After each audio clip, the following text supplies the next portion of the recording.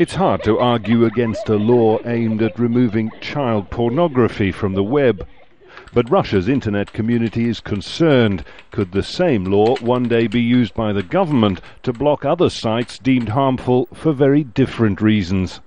The law in itself doesn't mean censorship, but the technical tools needed to enforce it could potentially be used for other purposes.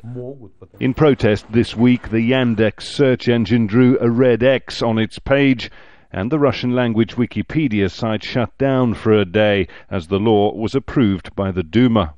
The Internet Bill is one of a spate of new laws that have come before Parliament, the State Duma here, since President Putin's inauguration in May. From heavy fines for unsanctioned protests to new rules for non-governmental organizations. Critics say it's all about one thing, an attempt to silence the opposition.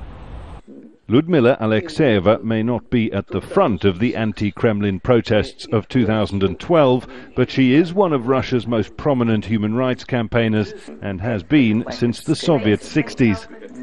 It's a time she feels reminded of now. Putin's only experience of life is his work for the KGB. So he sincerely doesn't believe that there are other ways of strengthening power besides suppression, intimidation and lying. Under planned legislation, Alexeyeva's own organization and dozens like it that receive international funding would publicly be branded foreign agents. The Kremlin says it will improve transparency.